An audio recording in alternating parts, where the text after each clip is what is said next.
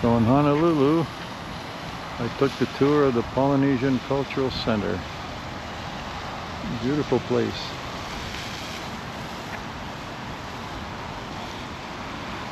It's great if you want to learn about all the different cultures of not just Hawaii, all the Polynesian islands. Anyhow, we'll get some more inside.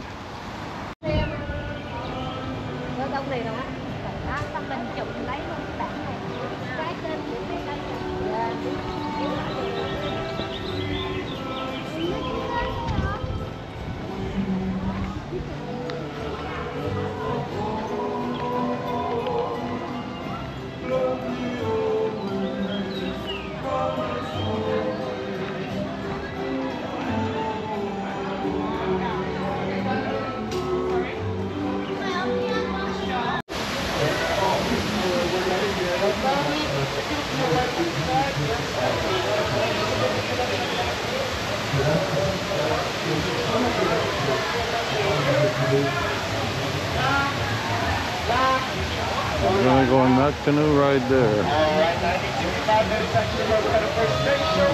Let us also let it be also known as good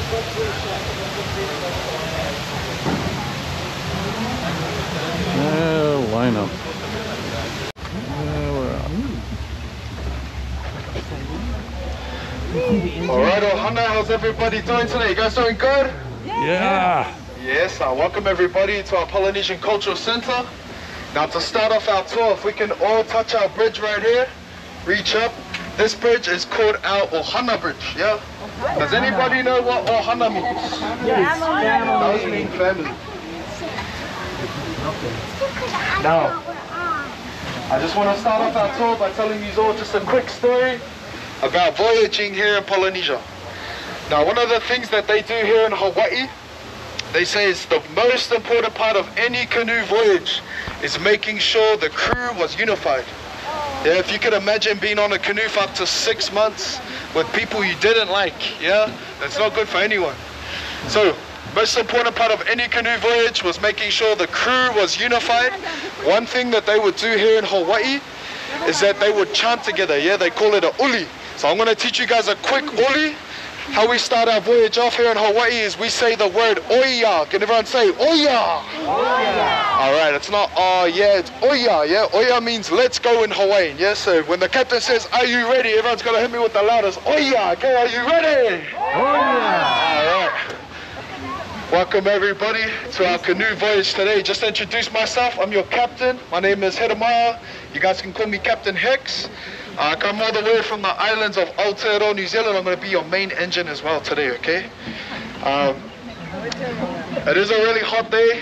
Here in Hawaii, they say they only experience 2 weathers, hot and hotter. Today, they're lucky it's only a hot day. This is only a 15-minute tour. There is going to be a bit of shade along the way. As we go through our cultural center, we have 6 islands. We're going to talk a little bit about each island, some of the greeting words and activities. But of course, most importantly, we're going to be talking about our voyaging history here in Polynesia. Just to start off our tour, I'm just going to ask a question. Does anybody know what the word Polynesia means? No. Many islands. Many islands. Okay. Many something. We can go half points. We got half points. Perfect. Many islands. Yeah, Polynesia means many islands. Polynesia is home to more than 1,000 islands. It covers more than 17 million miles of the Pacific Ocean. How did we get to these islands? It was by our canoes. Okay, so we'll get into that later in our tour. Just quickly, if we take a look on your right side, as we're passing, this is our first island of today. This is the beautiful islands of Samoa. Yeah, has everyone heard of Samoa inside of our canoe? Yeah. Alright, Samoa has the title as the heart of Polynesia. Yeah, they're the closest island to Hawaii. But just quickly, we're going to learn their greeting word. How we say hello in Samoa, we say talofa. Can everyone say talofa? Talofa. Okay, inside of the islands of Samoa. So Samoa is the closest island to Hawaii and Polynesia. Distance-wise, it's about 2,600 miles away, so that's about a month's journey by canoe, traditional canoe. In Samoa, you guys are going to come in and learn about one of our special trees here in Polynesia. It's one of our most essential items on any canoe voyage. It is our coconut tree. Yeah, you can see them all the way around us. In Polynesia, we have a special name for them. We call them the tree of life. And that's because every single part on the coconut tree has a purpose, or it can be used. So inside Samoa village, they got a show going on for you guys today. But another island we're going to be passing is on your right side. So this is actually where I come from. This is the islands called Aotearoa. Today we're known as New Zealand. And our greeting word is kia ora. Can everyone say kia ora? Yeah. All right, New Zealand, we're the coldest island by far. That's why you see our buildings. They're all made by, they all have wooden walls. You look around our center, a lot of these other buildings you see in the villages, they don't have any windows.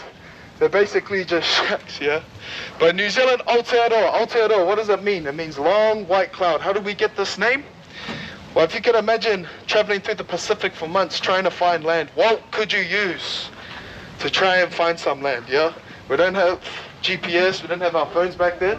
So one of the ways that the native Polynesians navigated through the Pacific, they use the method called wayfinding, yeah? It's using your environment around you to gain your bearings. One of the ways we can do this is using our clouds, our stars, birds, waves, anything really, to try and gain some bearings. Anyway, we're coming out here. We've got a few examples of our canoes around us. Now, our canoes here in Polynesia, all right, they're our connection to our islands. It's what brought us to our islands.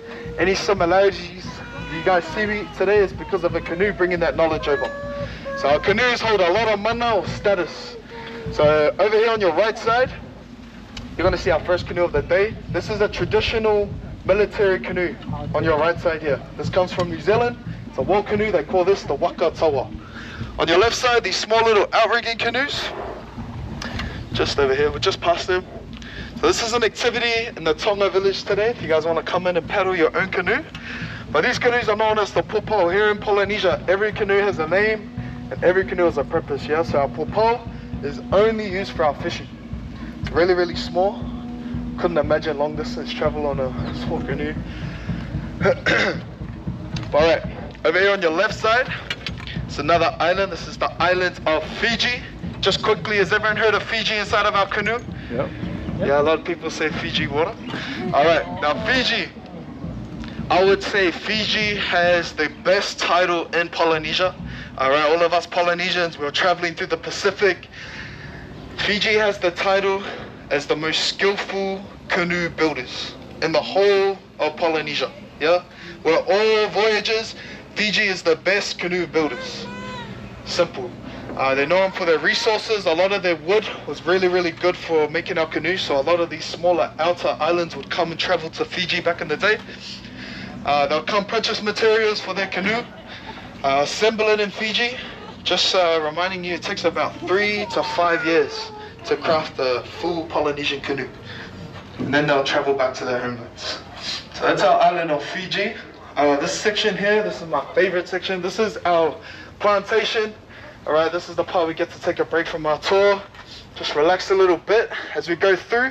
A lot of these plants you guys see, we call these canoe plants. Yeah. These are what our ancestors would have been traveling through the Pacific with. They were traveling with plants that they were familiar with. When they migrated to new lands, they started planting. So, just to point a few out. So on your left side here, does anyone know what these trees are? Or these plants? Banana. Banana. Too easy, too easy. So these are banana plants. If you've never seen wild banana plants, it takes 9 months to fully grow a bunch of bananas. Once you cut the fruit off the tree, that's it. All right, doesn't regrow, doesn't reproduce. You want more fruit, you need to cut the whole plant down. On my left side here, this is our wild sugar cane. It's a big part of the Hawaiian history. A lot of sugar cane, a lot of pineapple plantations back in the day. This one doesn't have too much fruit, but this is one of our very important trees here in Polynesia. So this is our starch source. We call this the ulu or the breadfruit. Yeah, the breadfruits. Kind of looks like a soccer ball when they're fully grown. It's like a green soccer ball.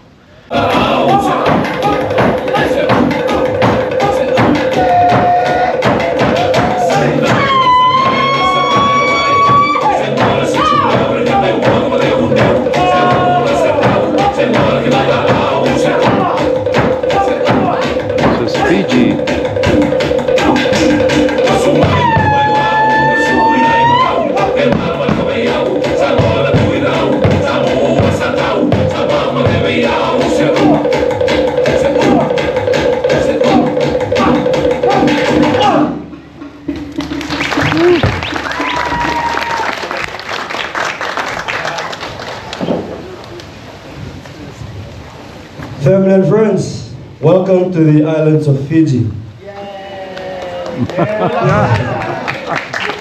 Here in the islands of Fiji, we greet you by saying, Bula Vinaka. Bula Vinaka. Perfect. Okay, maybe later. Well, family and friends, we'd like to welcome you to our canoe house, or what we call Vale Niwanga. Yes, okay. Vale means house and Wanga means boats or canoes. And in the islands of Fiji, canoes were not only important, but they were also very sacred. It symbolizes power, status, and wealth.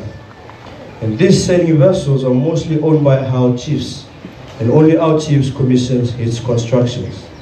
And every stage of its constructions, from the chopping down of huge tree trunks into the launching of these vessels, involves sacred rituals and feastings that the whole tribe participates in. Now family, there are mainly 3 types of sailing vessels in the islands of Fiji. The larger ones are called Jua Tambu. Try repeating after me. Jua Tambu. Jua Tambu. Good job. Now Jua means double hull and Tambu means sacred. And the replica of these double hull vessels is right here. Now these huge double hull canoes in actual size is about 100 feet long and can transport up to 200 people with their belongings. Wow. Despite being called canoes, they were not dugouts, but plank-built ships built to withstand rough waters, stormy weathers, and long-distance open sea voyaging.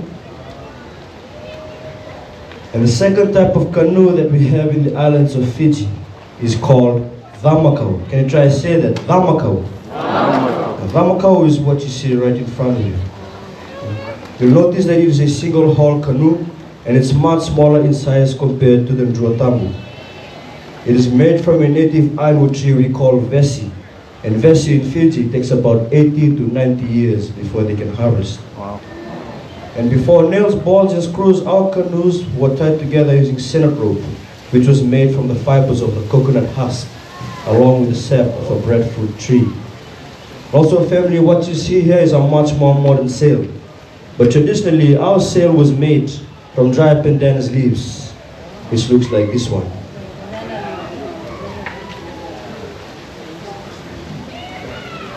Now family, these types of canoes can travel at a speed of 15 to 20 knots, which is much faster than any of those European cutters. Yeah. These canoes can also change direction at any given time. All you have to do is turn the sail around, then the stern becomes the bow and vice versa. Now compared to the Jua Tambu, the Vamakau is not designed for long-distance open sea voyaging, but specifically for inter-island short-distance traveling. It took 3 years to construct this Vamakau, and it has been tested and proven to be seaworthy, even till today. It was presented to the Polynesian Cultural Center as a gift, way back in 1986, by one of the paramount chiefs of Fiji, Ratu Sir Kamisesemara, who was then our Prime Minister.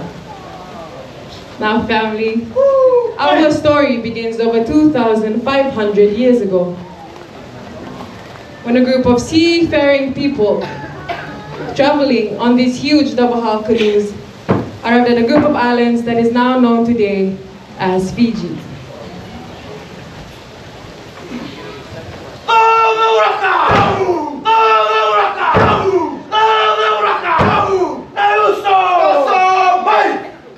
They used celestial navigation such as the stars, the moon, and the sun to help them navigate through open seas in search of new land. A lot of hardships and challenges were encountered during these long-distance voyages, as depicted here by our men, as they danced the wakamalolo, or sitting hand dance.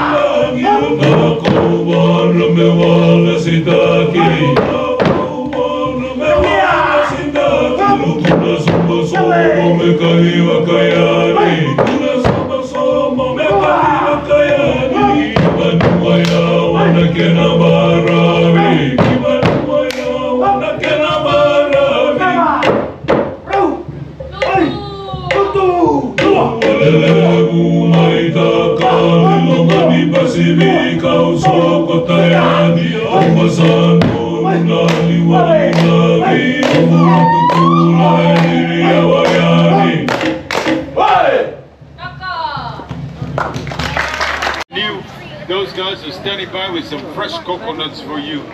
That is our #1 refreshment in the islands. Are you ready? Yeah. There's only 5 of you. Are you ready? Yeah. Put your hands together. Let me see your hands. Get ready. Clap. Everybody clap your hands. Push them up. Clap harder. Keep clapping. Cap is 57 years old. That man is still climbing trees. Somebody scream! And now we're gonna have them jump to this tree. Yeah, everybody right. say Oso! Oh! I changed my mind. Good luck.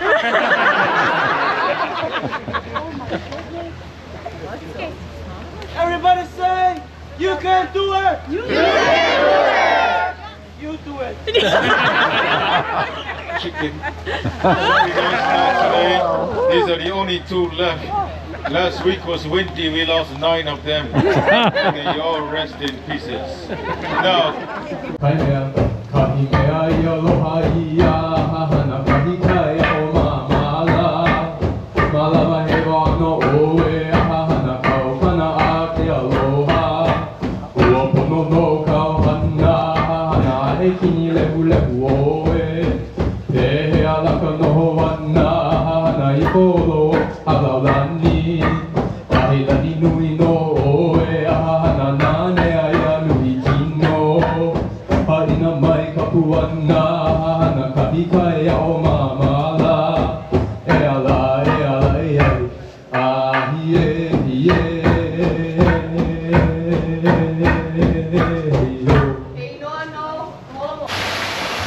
Nice little waterfall.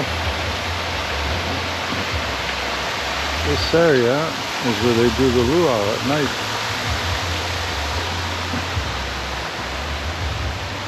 Well, it'd be nice to come and see, but I'm not booked for that, so.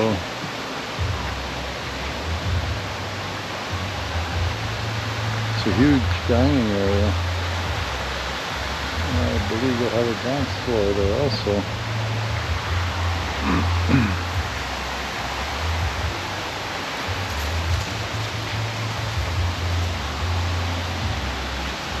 This is stage, I guess. This is where they do the dancing and very nice.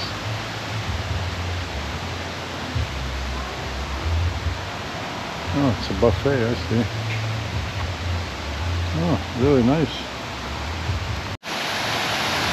Oh, the Polynesian Cultural Center is basically a theme park, I guess, showing all the different islands and showing off the islands and their culture, what they do and how they came to be. There's some beautiful waterfalls here, man-made.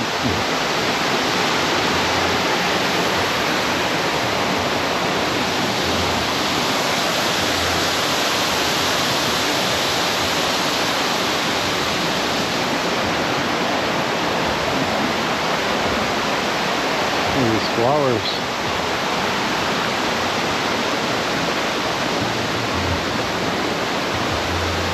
Wow, they have thorns.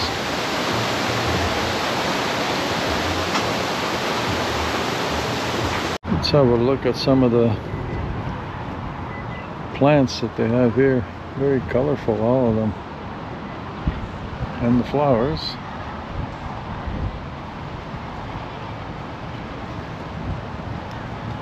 Look at those lilies there. I don't know if they're African lilies, I'm not sure. And trees.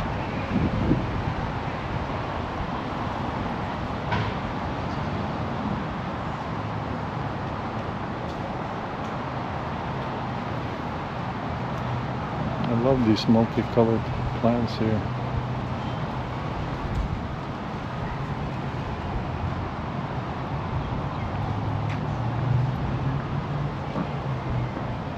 Look at this garden.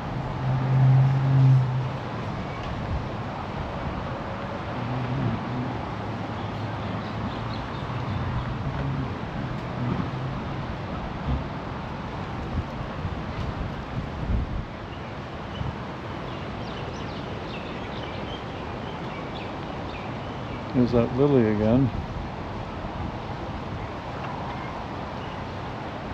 Get a close up of this. It's really nice.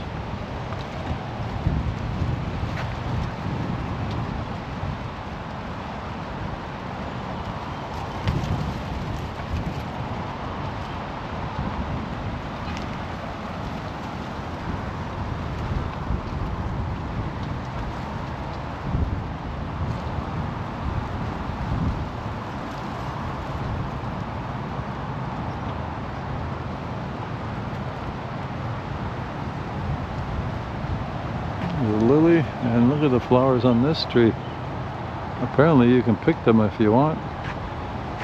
Girls wear them on their hair.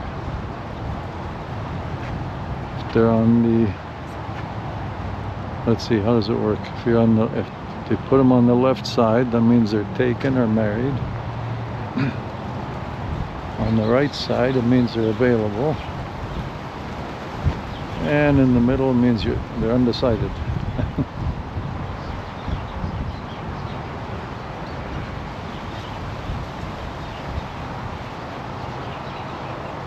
Even the green plants are beautiful.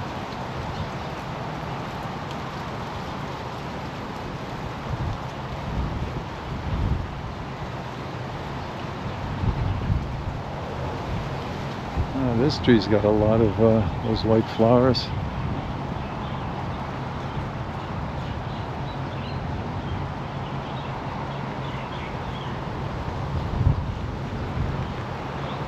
Do a close up of that white flower, see?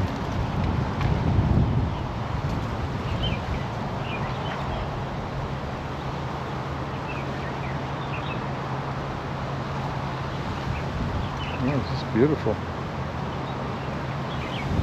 Looks like there's an entrance there to some kind of a greenhouse thing or something. It's closed right now.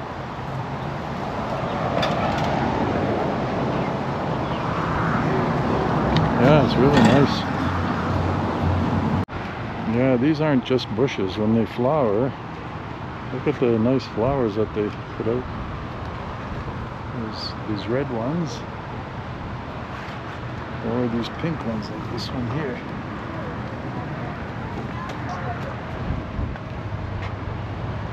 I think these are the ones that women wear on their hair.